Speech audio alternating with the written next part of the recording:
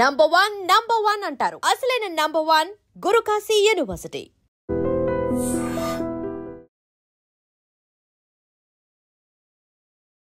నమస్తే, welcome to I dream talking point with కవిత.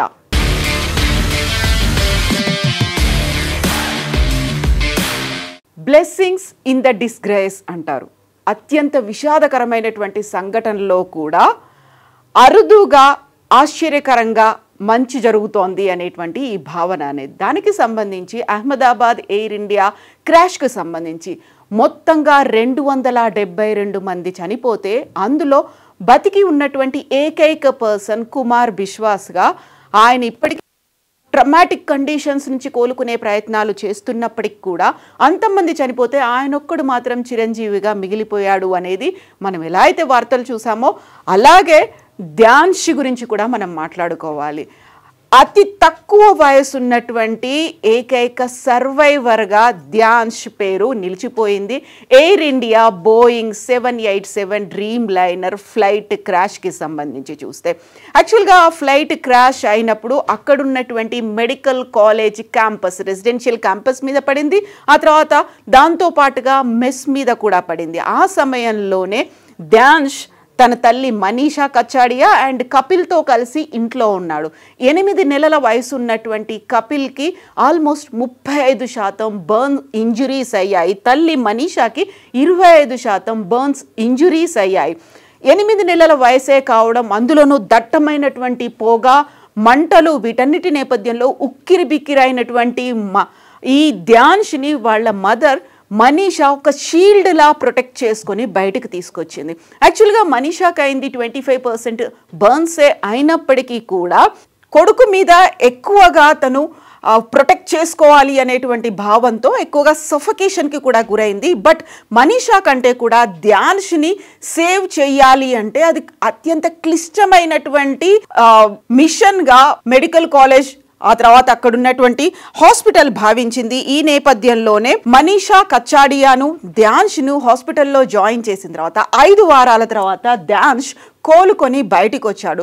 దీంట్లో ప్రధానంగా తన్ని ఇంటెన్సివ్ కేర్ యూనిట్లో ఉంచడంతో పాటుగా లంగ్స్కి ప్రాపర్గా ఆక్సిజన్ అందకపోవడంతో, అది కూడా ఎక్స్పాండింగ్ పొజిషన్లో లేకపోవడం, అతి చిన్న వయసు కాబట్టి లంగ్స్ కూడా చిన్న సైజులోనే ఉండడం, తనకి బయట నుంచి ఆక్సిజన్ అందివ్వాల్సినటువంటి పరిస్థితి ఉంది. పీడియాట్రిక్ ఇంటెన్సివ్ కేర్ యూనిట్లో ధ్యాన్ష్ను ఉంచాల్సినటువంటి పరిస్థితి. At the same time burns అనేవి ఎక్కువ ఉన్నాయి. 35% బర్న్స్ ఉన్నాయి. బాబేమో అతి చిన్నగా ఉన్నాడు, 8 నెలల వయసే మాత్రమే ఉంది. దీనికి తోడు ఇంటెన్సివ్ కేర్ యూనిట్లో ఉంచడం అండ్ స్కిన్ బర్న్స్ ఉన్నాయి కాబట్టి భవిష్యత్తులో మార్క్స్ మిగలకుండా ఉండాలి అంటే కాస్మెటిక్ సర్జరీ, ప్లాస్టిక్ సర్జరీ చేయాల్సినటువంటి అవసరం కూడా ఉంటుంది. ఆ నేపథ్యంలోనే ఫస్ట్ మనీషాకి డాక్టర్లు ప్లాస్టిక్ సర్జరీ చేశారు, స్కిన్ గ్రాఫ్టింగ్ చేశారు. తన శరీరానికి సంబంధించి ఇతర భాగాల్లో ఉన్నటువంటి సున్నితమైనటువంటి సెన్సిటివ్ లేయర్ని తీసుకొని మనీషాకి గ్రాఫ్టింగ్ చేశారు.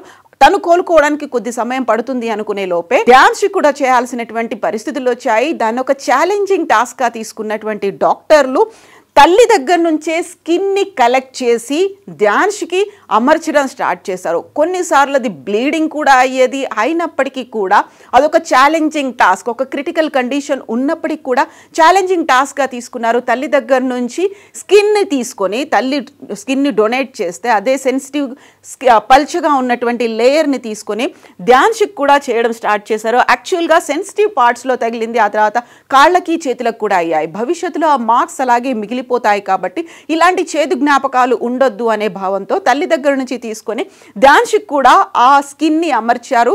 అది మెల్లిమెల్లిగా కోలుకోవడానికి తల్లితో పాటుగా ధ్యాన్ష్కి కూడా స్కిన్ అనేది డెవలప్ అవుతుంది. స్కిన్ గ్రాఫ్టింగ్ కూడా మెల్లిగా బాడీలో కలిసిపోతుంది.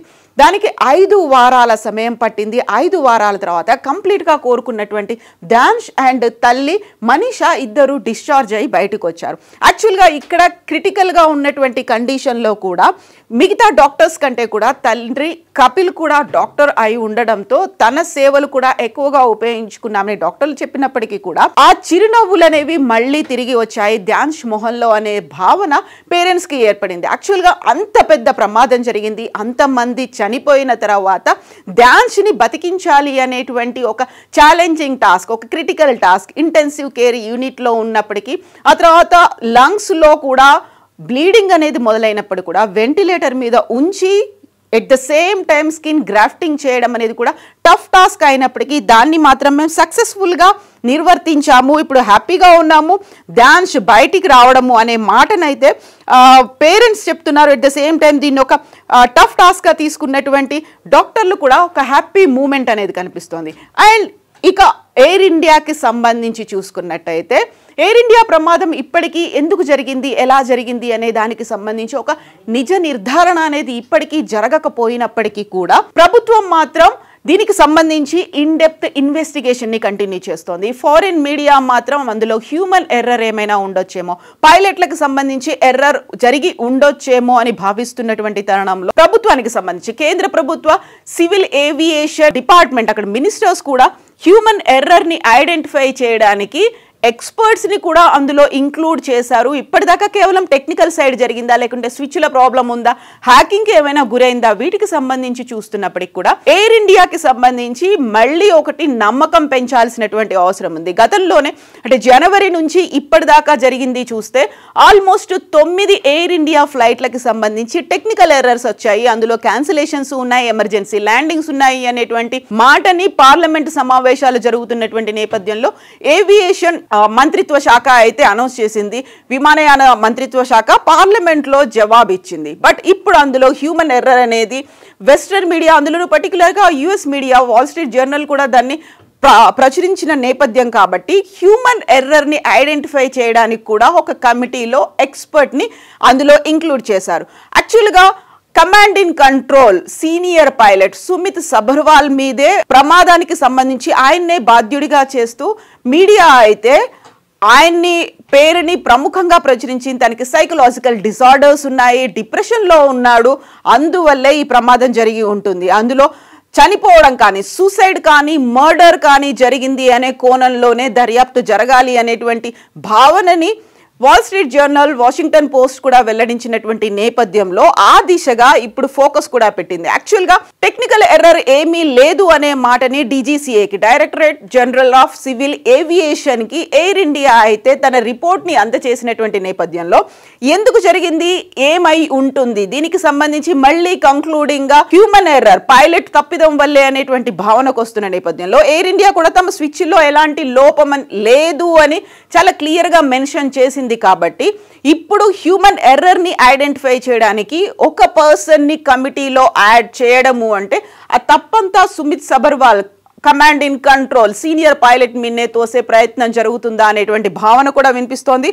బట్ మనం ఇంతకుముందు చెప్పుకున్నట్టుగా ఒక డిస్గ్రేస్, సో దానికి సంబంధించి యాక్చువల్ గా ఒక సంతోషకరమైనటువంటి వార్త, విషాదకర సంఘటనలో కూడా.